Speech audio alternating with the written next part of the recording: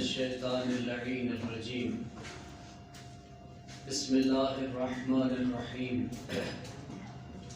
الحمد للہ رب العالمین الصلاة والسلام علی من کان نبیا وآدم بین الماء والدین سیدنا و نبینا و شفیع ذنوبنا و طبیب قلوبنا ابی القاسم محمد اللہم صلی علی محمد و آل محمد و آلہ الطیبین الطاہرین المعصومین المنتجبین المنتخبین المطہرین الذین اذہب اللہ عنہم الرجس وطہرہم تطہیرا اللہم صلی علی محمد و آل محمد اما بعد فقط قال سبحانہ فی محکم کتابہ الحمید بسم اللہ الرحمن الرحیم قد جاءکم من اللہ نور و کتاب مبین صلوات اللہم صلی علی محمد و آل محمد نعرہ تکبیر اللہ اکبر نعرہ رسالت یا رسول اللہ ماشاءاللہ مل کی باواز بلند جواب دے نعرہ حیدری یا علی حسینیت زندہ باد یزیدیت مردہ باد باواز بلند صلوات اللہم صلی علی محمد و آل محمد سمیع محترم وقت اتنا زیادہ نہیں آپ سن ہی چکے کہ میں پہلے ہی لیٹ ہوں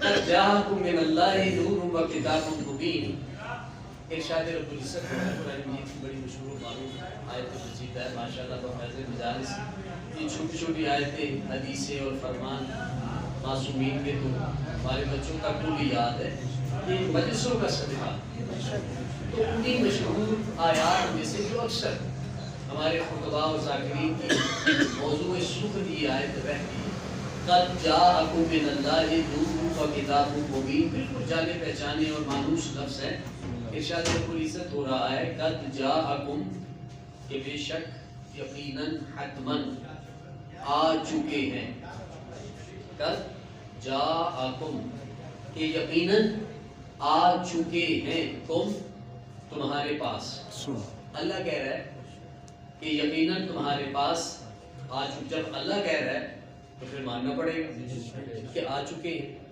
اس لیے کہ جو آئے اسی کا وہ اعلان کر رہا ہے بلکہ آئے نہیں خود وہ بھیجنے والا ہے تو وہ بھیجنے والا اعلان کر رہا ہے کہ یقیناً آ چکے ہیں تم تمہارے پاس من اللہ اللہ کی طرف سے یعنی ادھر ادھر سے نہیں اللہ کی طرف سے آ چکے ہیں تمہارے پاس اب کیا آ چکے ہیں فرماتے ہیں نور ایک نور و کتاب مبین اور روشن کتاب سبحان ماشاءاللہ ترجمہ آپ نے بڑی توجہ سے بڑے غور سے سماعت فرمایا ہوں ترجمے کے بعد تشریح بھی اسی توجہ اور التفات سے آپ سماعت فرمائیں گے کہ ترجمے میں آپ نے سنا کہ اللہ فقط دو چیزوں کے آنے کا اعلان کر رہا ہے اللہ یہ کہہ رہا ہے کہ نور اور روشن کتاب آ چکی ہے یعنی شے ایک نہیں آئی ہمارے پاس شے اس کی طرف سے ایک نہیں آئی چیزیں آئی ہیں دو اچھا دو کیوں آئی اس لیے کہ ہمیں ضرورت دو کی تھی اللہ نے ذکر دو کی نا ذکر اس لیے دو کی کہ اس نے بھیجی دو تھی اب دو بھیجی کیوں اس لیے کہ ضرورت دو کی تھی توجہ اچھا آیت میں ذکر بھی دو کا ہے بھیجی بھی اس نے دو ہی کی تھی دو اور ضرورت بھی ہمیں دو کی ہے تو اب میں کہتا ہوں جب ضرورت دو کی ہے آئی بھی دو ہے تو ہم میں سے کوئی کہے کہ ہمیں ایک ہی کافی ہے بالکل آغاز ہے یعنی ہم میں سے اگر کوئی یہ کہے اچھا پہلے تو کلمہ پڑھے اور پھر یہ کہے کہ ہمیں فقط ایک ہی کافی ہے، پھر تجھے ایک کیسے کافی ہے؟ جب بھیجنے والے نے دو بھیجی اور بھیجی بھی اسی لیے تھی کہ ضرورت دو کی تھی. اچھا سب کو دو کی ضرورت اور تمہیں ایک ہی کافی ہے. نہ قرآن محمد کی زندگی میں کافی تھا نہ دور رسول میں کافی اور نہ دور رسول کے اگر بعد میں کافی ہو. اچھا اگر دور رسول میں کافی, میں بات یہاں سے شروع کرتا ہوں. دو بات کی ہیں, دو باتیں, دو چیلنج میں نے کیے. ایک کیا, دو دعوے کیے نا. ایک یہ کہ دور رسول میں بھی کافی نہیں تھا اور دور رسول کے بعد بھی, یہ دوسرا دعویٰ ہے. پہلے دعوے کی دلیل یہ کہ اگر دور رسول میں قرآن کافی ہوتا تو رسول نہ کہتے لاؤ کاغذ اور قلم. کہا نا میرے رسول کہ لاؤ کاغذ. اور یہ حدیث کرتاس تو اتنی مسلم ہے کہ یہ تو سواد اعظم کے جو بڑے بڑے محدث, بڑے بڑے مستند علماء, وہ اس بات کے معترف ہیں کہ پیغمبر نے یہ فرمایا تھا ایک محفل میں کہ لاؤ کاغذ اور قلم. یعنی وہ ساری اب سوشل میڈیا نے سارے حقائق سے پردے اٹھا دیے. اچھا سارے تو جھوٹ پہ متفق نہیں نہ ہو سکتے, کوئی نہ کوئی تو باضمیر ہوتا ہے نا, تو وہ پتہ چل رہا ہے ان کے اندر ضمیر جاگا ہوا ہے. تو وہ بربرا کہتے ہیں ہاں جی یہ بات ہوئی تھی, پیغمبر نے کہا تھا لاؤ کاغذ اور قلم, اور انہوں نے کہا تھا کہ چھوڑے پیغمبر پہ مرض کا بڑا غلبہ ہے. تو پھر کسی نے یہ کہا دے دے, کسی نے کہا نہ دے. بہرحال یہ حدیث کرتاس کو کوئی بھی مانتے ہیں. تو میں کہتا ہوں اگر قرآن کافی تھا تو محمد مصطفیٰ کبھی کاغذ اور قلم نہ مانتے. اور اگر دور رسول کے بعد قرآن کافی ہوتا تو رسول کبھی نہ کہتے کہ میں دو چیزیں چھوڑ کے جا رہا ہوں. پھر رسول نہیں کہتے نا کہ میں ایک ہی چھوڑ کے جا رہا ہوں, ایک ہی میرے لیے تھی, اب ایک ہی تمہارے لیے, میں جا رہا ہوں. بس یہ ایک ہے, اسی سے دامن کو, یعنی اس کے دامن کو پکڑ لینا, متمسک ہو جانا. لیکن نہیں, پیغمبر نے جب اعلان کیا تو کیا کہا, انی تارک فیکم الثقلین, میں ثقلین چھوڑ کے جا رہا ہوں. چھوڑ کے بھی دو جا رہا ہوں, اور دو بھی ہیوی چیزیں, ثقلین بھاری چیزیں, بھرکم چیزیں. اچھا وزن نہیں, ظاہری جسم کے اعتبار سے نہیں, مانوی اور روحانی اعتبار سے بھرکم بھاری ہے, ثقیل ہے. ایک ان میں سے ثقل, یعنی جو ایک ثقیل چیز ہے وہ ہے قرآن. یہی پیغمبر نے فرمایا نہیں کہ تارک فیکم الثقلین. اچھا یہ بھی یہاں میں وضاحت کرتا چلا جو اپنے وقت کے اندر کہ پیغمبر اکرم نے یہ بھی اپنی زندگی میں ایک بار نہیں کہا, کئی مرتبہ فرمایا. اچھا مختلف لفظوں میں لفظ بدل بدل کر کہا, مفہوم وہی تھا, بات وہی تھی, وہ گال وہی سی, موقع مختلف تھے, لفظ مختلف تھے.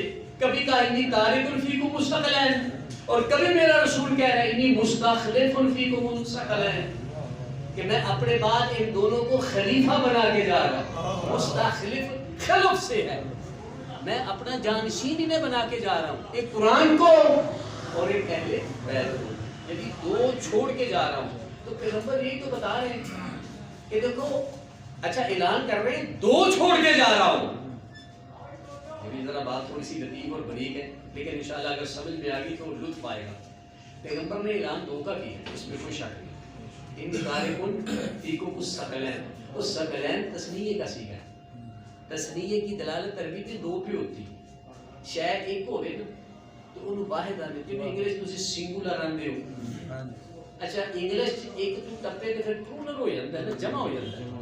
ساڈے اردو دے وچ بھی یہی مسئلہ ہے, اسی انگلش نو زیادہ فالو کرتے ہیں نا, ایک ہوئے تو واحد. اچھا ایک سے بڑھ جائے تو کیا ہوتا ہے, بولے ذرا جواب دو, ہم گھبرا کیوں گئے, تو میں مشکل گلا کر رہے ہیں, پھر جمع ہوتی ہے. لیکن عربی میں ایسا نہیں ہے, ایک ہو تو واحد ہے, ایک کے بعد جب دو آئے تو اس کے لیے ایک علیحدہ ٹرم ہے, علیحدہ خانہ ہے, علیحدہ کرسی ہے, اسے کہتے ہیں تسنیہ. اور دو سے اب ہو, اب یعنی اب ہو جائے, اوپر چلا جائے, 3 4 5 پھر آگے, تو اس کو کہتے ہیں پھر جمع کہتے ہیں. تو کم از کم عربی کی جمع 3 سے شروع ہوتی ہے. کتنے سے ہوتی ہے, 3 سے کم ہو تو یا تسنیہ ہوگا یا واحد ہوگا. تو یہ ثقلین جمع نہیں, واحد نہیں, ثقلین تسنیہ ہے. پیغمبر اعلان کر رہے ہیں میں 2 چھوڑ کے جا رہا ہوں. کتنی چھوڑی, 2. اچھا اعلان تو 2 کا کیا, اب جو میں بات کہہ رہا تھا کہ وہ اس میں ذرا تھوڑی سی بریکی ہے. حقیقت میں پیغمبر توجہ چھوڑ کے دو ہی جا رہے ہیں، لیکن رب اکبر کی قسم حقیقت میں حدیث ثقلین میں اعلان ایک کا کر رہے ہیں. اچھا آپ کہیں گے وہ کیسے؟ جب وہ کہہ رہے ہیں کہ میں دو چھوڑ کے جا رہا ہوں تو پھر اعلان ایک کا کیسے ہو گیا؟ میں کہتا ہوں جو دو چھوڑ کے گئے ان کا نام لیا یا نہ لیا؟ ان کا تعارف کروایا یا نہیں کروایا؟ جو میں دو چھوڑ کے جا رہا ہوں اسی حدیث کے تتمے میں آخر میں نام بھی لیا نا. کیا کتاب اللہ ہے، اللہ کی کتاب، اور دوسری کیا ہے وَإِطْرَتِي أَهْلَ بَيْتِي، میری عطرت جو کہ اہل بیت، یہی ہے نا میری عطرت جو کہ اہل بیت. توجہ یہاں بھی ایک یہ کلام رسالت ہے تو یہاں بھی ایک بہت بڑا راز ہے. پیغمبر نے دو لفظ استعمال کیے، عطرتی بھی کہا اہل بیتی بھی کہا. توجہ. اچھا پھر ان دونوں کے درمیان واو کو نہیں رکھا. اگر ہوتی نا واو تو پھر چیزیں ہو جاتی تین، چونکہ واو بنڈ کرتی اور یعنی تقسیم کرتی ہے. اگر ہوتا نا کتاب اللہ ہے با عطرتی با اہل بیتی، تو جب دو واو آتی نا تو چیزیں ہو جاتی تین. پیغمبر کہہ رہے تھے میں دو چھوڑ کے جا رہا ہوں، تو اس لیے عطرتی اور اہل بیتی کے درمیان میرے رسول نے واو کو رکھا ہی نہیں. مطلب کیا کہ وہ شے ایک ہے، اسی کا نام عطرت ہے، اسی کا نام اہل بیت. اچھا تو کہتے یا رسول اللہ جب شے ایک ہے تو نام بھی آپ ایک ہی لیتے، انہی کے لیے عطرت بھی کہا. یعنی گویا کہ پیغمبر کو تسلی نہیں ہوئی فقط عطرتی کہنے سے یا فقط اہل بیتی کہنے سے نہیں، عطرتی بھی فرما دیا اہل بیتی بھی فرمایا. دیکھیں یہ پیغمبر اللہ کے دیے ہوئے علم غیب سے جانتے تھے کہ بعد میں اہل بیت میں جھگڑا ہونا ہے کہ اہل بیت میں کون کون ہے، تو اسی لیے پہلے یہ حدیث ثقلین میں سمجھا گئے کہ دیکھو اگر عطرت میں شک ہو تو میری اہل بیت کو دیکھ لینا، اور اگر اہل بیت میں شک ہو تو پھر میری عطرت کو دیکھ لینا. نعرہ تکبیر، نعرہ رسالت، نعرہ حیدری، برائے خشنودی محمد و آل محمد علیہ السلام بلند تر صلوات. اچھا تو پیغمبر چیزیں اعلان دو کا کیا، لیکن حقیقت میں یعنی بتائی نام دو کا لیا، لیکن حقیقت میں بتایا صرف ایک کے بارے میں، کیونکہ ایک ہے اللہ کی کتاب. خود کہہ رہے ہیں کتاب اللہ، اللہ کی کتاب وَإِطْرَتِي أَهْلَ بَيْتِي. اچھا بات میں پھر وہی سے کر رہا ہوں. آپ کہیں گے کہ جب نام دو کا لیا ثقلین کہا تو پھر ایک کا کیسے اعلان کر رہے ہیں؟ میں کہتا ہوں ان دو میں سے قرآن ہے نا، تو قرآن تو دور رسول میں بھی تھا، قرآن سے تو مسلمان پہلے بھی واقف تھے نا. اب دیکھو قرآن کے ساتھ جو نیا نام رسول ایڈ کر رہے ہیں وہ کون سا ہے، اور حقیقت میں پیغمبر وہی بتانا چاہ رہے تھے. قرآن تو متعارف تھا بھئی، قرآن تو تعارف کا محتاج ہی نہیں تھا. ہر مسلمان جانتا ہے کہ رسول پہ قرآن نازل ہوا ہے، تو قرآن کا تعارف کرانے کی تو ضرورت ہی نہیں. حدیث ثقلین حقیقت میں قرآن کے اعلان کے لیے نہیں تھی بلکہ اہل بیت کے اعلان کے لیے تھی. پیغمبر یہ بتانا چاہ رہے تھے دنیا والوں دیکھو اب تک میں قرآن کے ساتھ تھا. حضرت تجربے کا لطف لے، یعنی پیغمبر یہ فرما کے کہ میں دو چھوڑ کے جا رہا ہوں، ٹھیک ہے بھئی. اور قرآن کا نام کیوں لیا؟ قرآن کا نام فقط اس لیے لیا، یہ نہیں کہ مسلمانوں کو بتا رہے تھے، مسلمانوں کو تو پتہ ہے کہ قرآن ہے. حقیقت میں وہ ایک شے کے بارے میں بتانا چاہ رہے تھے، اور یہ بتانا چاہ رہے تھے کہ اب تک میں قرآن کے ساتھ تھا، میرے بعد اہل بیت قرآن کے ساتھ تھا، اور اب تک قرآن میرا محتاج تھا، قیامت تک قرآن اہل بیت کا محتاج تھا.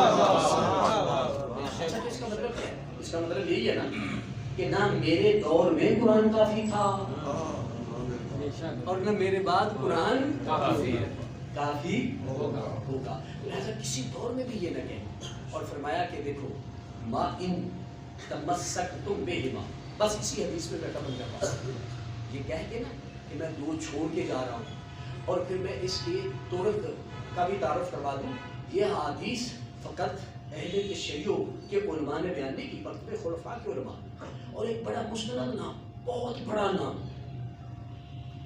علامہ ابن حجر مکی سوائے کے مہر کا، اس میں اس حدیث ثقلین کے اس نے ترک باقاعدہ بیان کی، اور یہ تک اس نے لکھا کہ پیغمبر نے کن کن لفظوں سے حدیث ثقلین کو بیان کیا،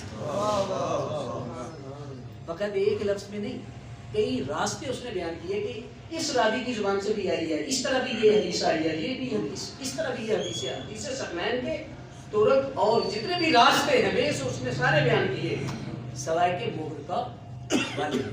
اچھا اس میں کیا ہے؟ پیغمبر فرماتے ہیں کہ میں 2 چھوڑ کے جا رہا ہوں، اللہ کی کتاب اور اپنی طرف جو کہ اہل بیت ہے۔ اب تمہاری ذمہ داری کیا ہے؟ ما ان تمسکتم بہما لن تضلوا بعدی، بس بات ختم ہوگی، تقریر ختم ہوگی، مجلس ختم ہوگی۔ پیغمبر فرماتے ہیں کہ دیکھو 2 چھوڑ کے جا رہا ہوں تمہارے درمیان، اگر تم ان سے متمسک رہے، اچھا اے یہ مشکل، پیغمبر کیا کہہ رہے ہیں کہ اگر تم ان سے متمسک رہے، منسلک رہے، ٹچ رہے، تو لن تضلوا بعدی ابدا، کبھی بھی میرے بعد تم گمراہ نہیں ہو سکتے۔ اچھا دیکھیں، ہم گمراہی سے بچنے کے لیے میرے رسول نے ہمیں ایک نسخہ کیمیا بتا دی ہے، کبھی بھی گمراہ، کبھی بھی، کیا یعنی نہ دنیا میں گمراہ اور نہ آخرت کی کسی قسم کی ذلت و گمراہی پھر مسلمان اور مومن کا مقدر نہیں بن سکتی۔ لیکن عمل کیا کرنا ہے؟ عمل یہ کہ ان کے ساتھ متمسک ہونا۔ اچھا میں کہہ رہا تھا یہی مشکل، متمسک کیسے ہو کہ قرآن کو خرید لیں غلاف میں لپیٹ کر، اور وہ بھی بڑا سونا سنہری غلاف، ریشمی غلاف، ستاروں والا غلاف، اور کسی بلند جگہ پہ رکھ دیں۔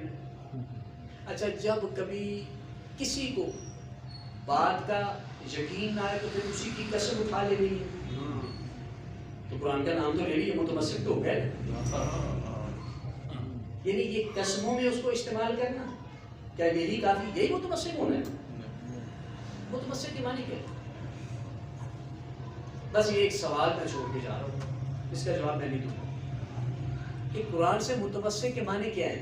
بس ایک لفظ میں کہہ رہا ہوں، بھئی قرآن جس مقصد کے لیے آیا ہے اگر وہ مقصد سمجھو گے، عمل کرو گے تو پھر قرآن سے متمسک ہونا۔ ٹھیک ہے، ایسے ہی ہے، یعنی فقط قرآن کی قسم اٹھا لینا، پوری زندگی میں قسمیں اٹھا لینا، بات بات پہ قرآن کی قسمیں، قرآن کی قسمیں، تو کیا یہ آپ قرآن سے متمسک ہیں؟ نہیں۔ اچھا گھر میں آپ کے قرآن ہے تو یہ ظاہر ہو جائے گا کہ آپ قرآن سے متمسک۔ اچھا گھر میں تو کافر بھی قرآن رکھ سکتے، عیسائی بھی قرآن رکھ سکتے، تو پھر ہم سمجھیں کہ وہ قرآن سے متمسک ہے۔ گھر میں ہونا بھی یہ کافی نہیں، ٹھیک ہے، پاس ہونا بھی کافی نہیں، تو متمسک کے معنی کیا ہے؟ اسے پڑھو، سمجھو اور اس کے مطابق عمل کرو۔ ٹھیک ہے، اچھا میں کہتا ہوں اگر قرآن سے متمسک ہونے کے یہ معنی ہیں تو اب ذرا یہ بات تو دوسروں کے لیے تھی نا، آپ کے لیے تو خاص بات اب میں کر رہا ہوں۔ اگر قرآن سے متمسک، دونوں سے متمسک ہم نے ہونا ہے، قرآن سے بھی، نعت کے قرآن سے بھی، اور قرآن سے بھی، اطرت اور اہل بیت سے بھی، قرآن سے متمسک ہونے کے معنی فقط قرآن کا گھر میں ہونا کافی نہیں۔ اب میں ذرا آپ سے پوچھتا ہوں، آپ کی جو بات کرنا چاہ رہا ہوں خصوصیت سے، کہ اہل بیت سے متمسک ہونے کے معنی کیا؟ وہ بھی تو سمجھ رہے ہیں، کیا اہل بیت کی قسمیں اٹھا لیں؟ اچھا ان کے نام لے لینا، اچھا یہ تک کہہ دینا جی ہم انہیں مانتے ہیں۔ یہ ماننا یعنی دوستی کا دعویٰ، ادعائے دوستی، فرینڈشپ، یہ ہم اہل بیت کو دوست رکھتے، یہ دعویٰ کرنا، یہ کیا اہل بیت سے متمسک ہونا ہے؟ اچھا میں آپ سے ایک سوال کرتا ہوں کہ اگر بھوک لگی ہو، بھوک، شاید اس سے پہلے بھی میں یہ مثال دے چکا ہوں، اور یہ میری مجبوری، ایسی باتیں میں نے ضرور کرنا ہوتی ہے چونکہ میری ایک منصبی ذمہ داری ہے، ٹھیک ہے، کسی کو اچھی لگے یا نہ لگے، پر مجھے اچھی لگتی ہے، کیوں؟ اس لیے کہ اہل بیت کو یہ اچھی لگتی ہے۔ قبلہ صاحب کی صحت و سلامتی کے لیے بلند تر صلوات۔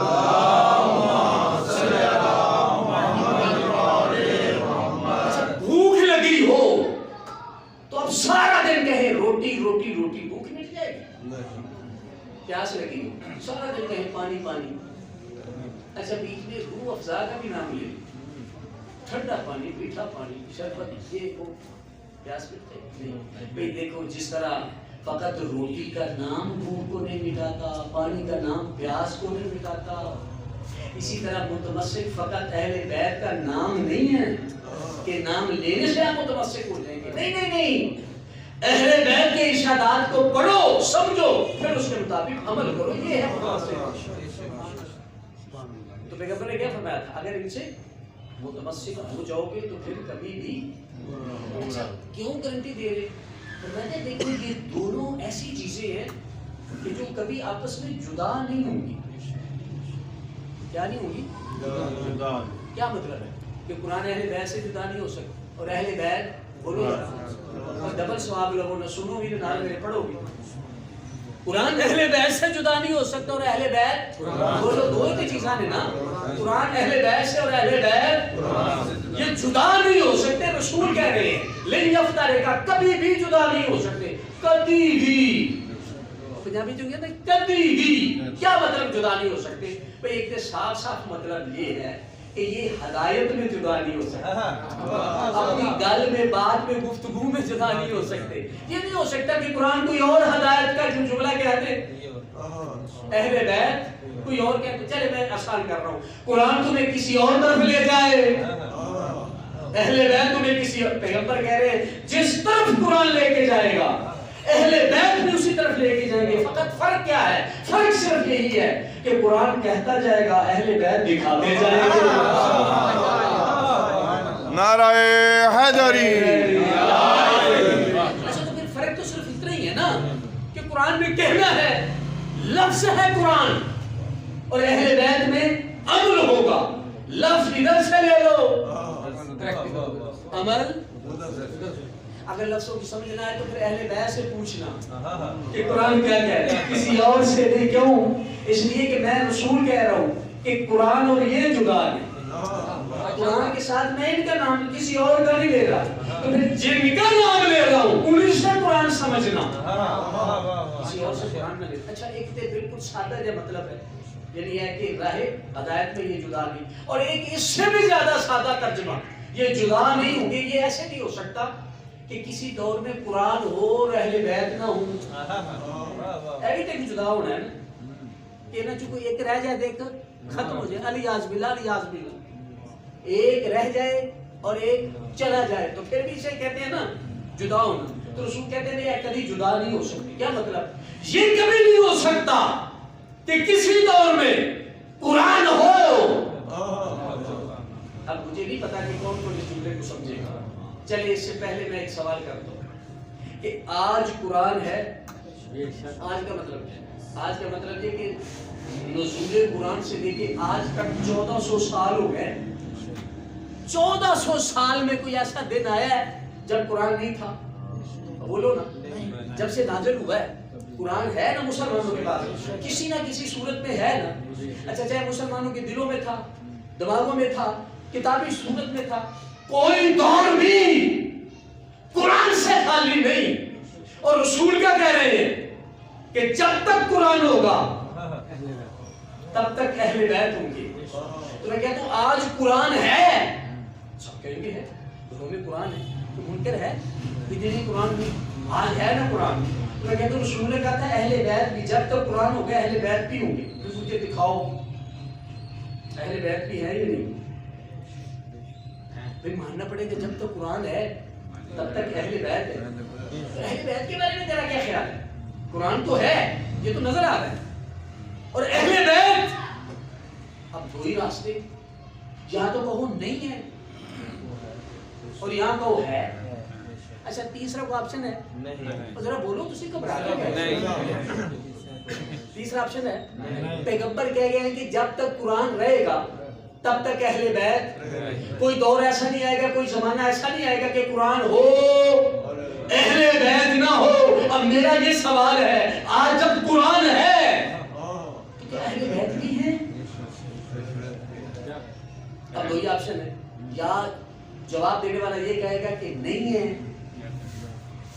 अच्छा अगर नहीं है तो रसूल का अल इयाज फरमान झूठा, क्योंकि रसूल कह गए थे कि ये नहीं हो सकता कि कुरान हो और अहले बैत ना हो। ٹھیک ہے نا. اور جو جھوٹ پیغمبر کی طرف منسوب کرے گا وہ ایمان تو مسلمان بھی نہیں رہے گا. ایسا ہی ہے. اچھا جب مجبوری ہے کہ چونکہ پیغمبر فرما گیا پھر ماننا ہے کہ جب قرآن ہے تو پھر مجبوری ہے ماننا ہے کہ اہل بیت بھی ہیں. جب کوئی یہ کہے گا نا کہ چونکہ پیغمبر کہہ گئے ہیں ماننا ہے جب تک قرآن ہے اہل بیت بھی ہے تو پھر میں چونکہ سے سوال کروں گا اہل بیت ہے تو پھر دکھاؤ کہاں ہے. اور یہ بھی مجبوری دکھا بھی نہیں سکتے. ٹھیک ہے تو چلو میں تو ان کے ایئرپورٹ کے لیندا ہوتے بھائی جب ہے مان رہے ہو ہے کیوں پیغمبر جو کہہ رہے ہیں اور ان کا ہونا کس سے ثابت ہے قرآن کی وجہ سے کہ آج قرآن ہے تو اہل بیت بھی ہے نا اگرچہ ہمیں نظر نہیں آ رہے. ٹھیک اچھا جو ہو نظر نہ آئے اسی کو تو غیب کہتے ہیں. غیب وہ نہیں ہوتا جڑا نہ ہو وہ تو ہے ہی نہیں. غیب کیوں کہتے ہیں جو ہو نظر ہے. غیب کی حقیقت دو چیزوں سے مرکب یعنی غیب کا جو فلسفہ ہے وہ دو چیزیں ایک کیا ہو نظر نہ ہو غیب ہوئی جی شے ہے ہی نہیں وہ تو غیب کی کہنا وہ تو کچھ بھی نہیں کہنا ہے ہی نہیں وہ تو معدوم ہے. یعنی غیب کہتے ہی اسے ہیں جو ہو نظر نہ آئے. اب ہونا قرآن سے ثابت فرمان رسول سے ثابت اور نظر نہ آنا ہماری آنکھوں سے ثابت. ہم دیکھ نہیں یہ ماننا پڑے گا جب تک قرآن ہے یہ جدا. اور اتنا گہرا یہ رشتہ تھا رب اکبر کی قسم کہ سر تن سے جدا ہو گیا. اصل دیکھو نا پیغمبر نے فرمایا تھا نا کہ کبھی بھی جدا نہیں ہوں گے. تو ایک منظر تھا نا کہ جب سر تن سے جدا ہو گیا لیکن یہ سر قرآن سے جدا نہیں ہوا. نیزوں پہ بلند ہے سر لیکن سر قرآن کی تلاوت کر رہا ہے. سورہ کاف کی تلاوت نہیں کی حسین ابن علی بطول کے بیٹے نے جو کہ نیزہ کہ ان اصحاب الکہف والرقیم کانوا من آیاتنا عجبا. رسول کا نواسہ یہ نیزے پہ بلند ہو تلاوت کر رہا تھا. تو یہ جدا نہیں نیزے میں بھی جدا نہیں. دنیا نے بڑی کوشش کی تو پیغمبر نے کہا کہ دیکھو ان دونوں کا آپس میں ساتھ ہے. لیکن افسوس سے کہنا پڑتا ہے کہ ہدایت میں مسلمانوں نے ان دونوں کو ایک ساتھ نہیں رکھا. بڑی کوشش کی 1400 سال سے. یہ مت سمجھنا یہ آج کی کوشش نہیں یہ تبھی سے شروع ہو گئی تھی. یہ پہلا سٹیپ اور کلام تھا کہ ہمیں قرآن ہی کافی ہے. یہ سازش تھی کہ اہل بیت اور قرآن کو جدا کر دو. تب سے یہ چلی آ رہی ہے چیز. بڑی کوشش کی مسلمانوں نے کہ ہدایت صرف قرآن سے لو. قرآن کے ہوتے ہوئے ہمیں کسی اور شے کی ضرورت نہیں ہے. تو یہ جدا کرنے کی کوشش ہے نا. تو منزل ہدایت میں مسلمانوں نے دونوں کو ایک ساتھ نہیں رکھا. اب میرا جملہ سمجھنا البتہ ایک شے میں مسلمانوں نے ان دونوں کو ساتھ رکھا ہے ہدایت میں نہیں. ایک شے میں وہ کیا ہے مسائب میں ایک ساتھ رکھا منزل مصیبت میں ایک ساتھ رکھا. جو ظلم اہل بیت پہ کیے وہی ظلم قرآن پہ کیے. اچھا یہ نہیں کہ قرآن پہ ظلم نہیں ہوئے ہیں قرآن پہ بھی ظلم ہوئے. اور پھر دیکھیں مماثلت ظلموں کی جو مسلمانوں کی طرف سے ہوئے ایک جیسے بالکل. پہلا ظلم جو قرآن پہ ہوا وہ یہ کہ قرآن کو جلایا گیا. اچھا تاریخ آپ کے ذہنوں میں ہوگی ہسٹری آپ کے ذہنوں میں ہوگی. ایک دور آیا نا کہ انہیں ضرورت پڑی قرآن کو جلانے کی. بہرحال میں کہتا ہوں نیت کوئی بھی ہو لیکن عمل سے پتہ تو چل رہا تھا نا کہ قرآن جلائے گئے. آگ لگائی گئی نا ایک دور میں. اچھا تو رہے اہل بیت. تو اس کے لیے میں کہتا ہوں چاہے تو فاطمہ کے دروازے سے اٹھتے ہوئے دھوئے کو دیکھ لو اور چاہے کربلا کے خیمے جلتے ہوئے دیکھ لو. قرآن کو بھی جلایا گیا اہل بیت کو بھی جلایا گیا. اچھا دوسرا ظلم جو قرآن پہ ہوا اور وہی اہل بیت پہ ہوا. پہلا ظلم آگ کا دوسرا ظلم تیر کا.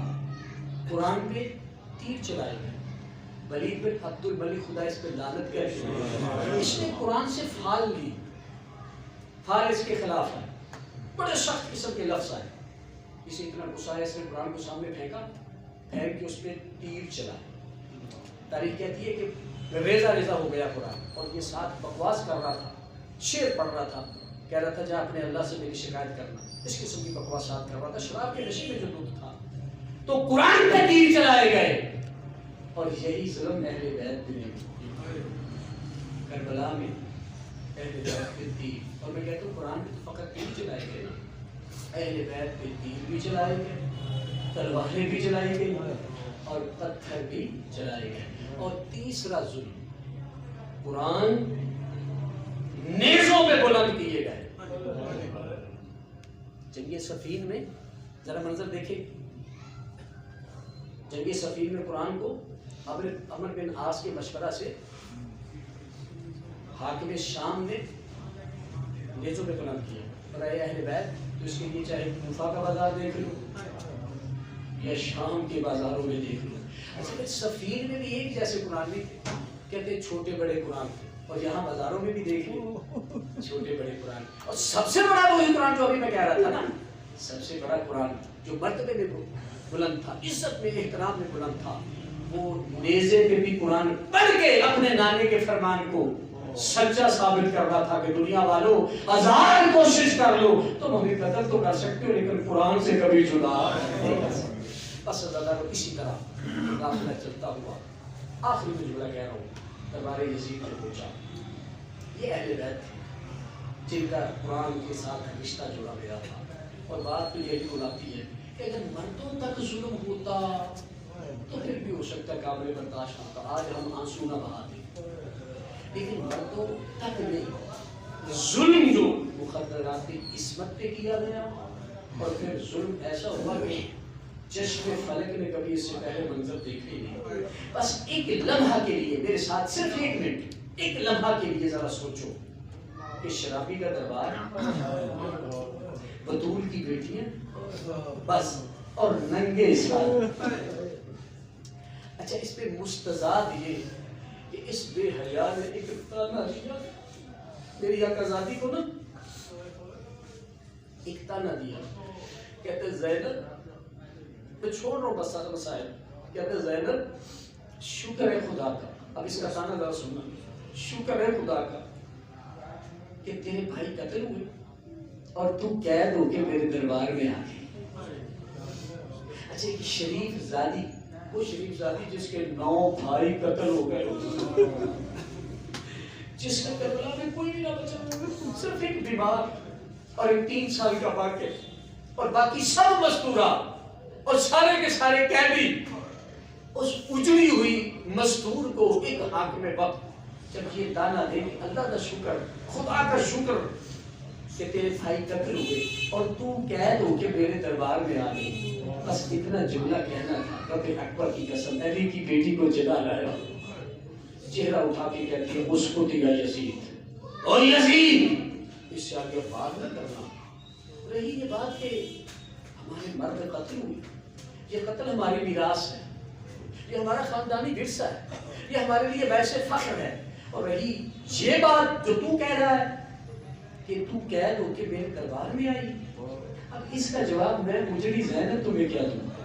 اس کا جواب تو تمہیں دینا ہوگا نا میرے نانا محمد کو، جب قیامت کے دن میرا نانا محمد تو سے پوچھے گا کہ یزید بتا میری بیٹیوں کا جرم کیا تھا، انہیں ننگے سر تو بازاروں اور درباروں میں کیوں لے کے گیا، تو اس وقت تمہیں جواب دینا ہوگا۔ اچھا جب یہ آقازادی نے جملہ کہا تو یہ خاموش ہو گیا، اس کا جواب ہی نہیں تھا اس کے پاس، خاموش ہو گیا۔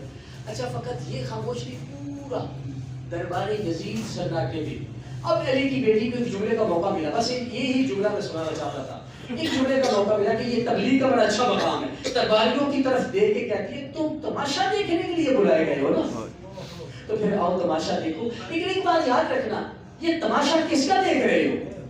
تم جانتے ہو میں کون ہوں؟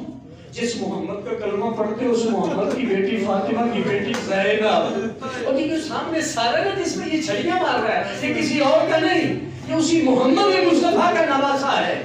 اچھا لوگوں کو جب پتہ چلا نا کہ یہ تو خاندان نبوت اجڑ گیا ہے، یہ تو زہرا کا باپ اجڑ گیا، تو شور گریہ بلند، شام والے رونے لگے، اونچی آواز میں رونے لگے، گریہ کا شور جب بلند ہوا تو علامہ حافظ کفیس صاحب کے یہ لفظ ہیں، جب شور گریہ بلند ہوا تو جس جگہ پہ یزید بغیرت بیٹھا تھا، اس کے پیچھے ایک دروازہ تھا، اس پہ پردہ تھا، یک لخت پردہ اٹھا، اندر سے ایک مستور ننگے سر دربار میں آ کے نا یزید کے سامنے کھڑے ہو کے کہتی ہے واہ حسینہ واہ حسینہ.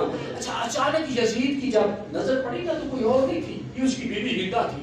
یہ تڑپ کے اٹھا، بے ساختہ اٹھا، اپنی آبا کو نا کاندھوں سے اتار کے اپنی بیوی کے سر پہ دے کے کہتا ہے تو رو حسین کو، ماتم کر حسین کا، لیکن کم از کم میری عزت کا خیال تو کر. تو نامحرموں میں ننگے سر آ گئی. بس یہ جملہ کہنا تھا.